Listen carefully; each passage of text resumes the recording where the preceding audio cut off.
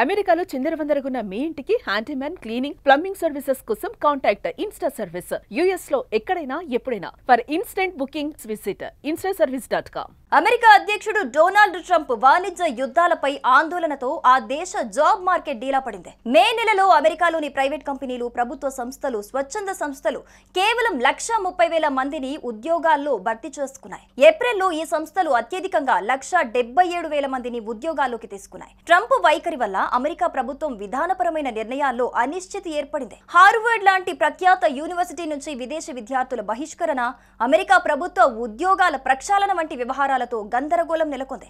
ఈ అంశాల ప్రభావంతో సందిగ్ధంలో పడిన అమెరికా సంస్థలు ఉద్యోగాల భర్తీలో కాస్త జోరును తగ్గించాయి. ఫలితంగా మే నెలలో ఉద్యోగాల భర్తీ గణనీయంగా తగ్గిపోయింది.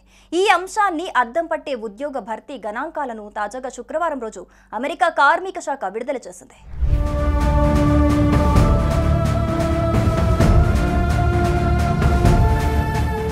ఈ పరిణామాల నేపథ్యంలో ప్రస్తుతం అమెరికాలో నిరుద్యోగ రేటు అత్యంత కనిష్ట స్థాయిలో 4.2% ఉందని ఓ సర్వేలో తేలింది. నిరుద్యోగ భృతి కోసం దరఖాస్తులు సమర్పిస్తున్న అమెరికన్ల సంఖ్య మే నెలలో గణనీయంగా పెరిగింది. 8 నెలల కిందటి గరిష్ట స్థాయిలో నిరుద్యోగ భృతి దరఖాస్తులు పోటెత్తాయి. ఈ ఏడాది ఏప్రిల్లో ఉద్యోగ ఖాళీలు అనూహ్యంగా 74 లక్షలకు పెరిగాయి. అయితే అదే నెలలో భారీగా ఉద్యోగ కోతలు సైతం జరిగాయి. పెద్ద సంఖ్యలో అమెరికన్లు ఉద్యోగాలను వదిలేయాల్సి వచ్చింది. మరింత మెరుగైన ఉద్యోగ అవకాశాలు కోసమే ఉద్యోగాలను వదిలారనే అంచనాలను వెలువడ్డాయని అమెరికా కార్మిక శాఖ నివేదికలో ప్రస్తావించారు. విదేశాల నుంచి అమెరికాకు వచ్చే దిగుమతులపై ట్రంప్ విధిస్తున్న భారీ పన్నుల వల్ల అమెరికా కంపెనీలపైనే భారం పెరుగుతుందని పలువురు ఆర్థికవేత్తలు అంటున్నారు. విదేశాల నుంచి దిగుమతి చేసుకునే ముడి సరుకులు, పరికరాలు, విడిభాగాలు, సామాగ్రిపై భారీగా విధిస్తున్న సుంకాల వల్ల అమెరికా కంపెనీల ఉత్పత్తి వ్యయాలు పెరుగుతాయని విశ్లేషించారు. ఈ ప్రతికూల ప్రభావాన్ని తట్టుకునే క్రమంలో ఆయా కంపెనీలు ఉద్యోగాల భర్తీని తగ్గిస్తాయని, అవసరమైతే ఉద్యోగ కోతలు విధిస్తాయని పేర్కొన్నారు.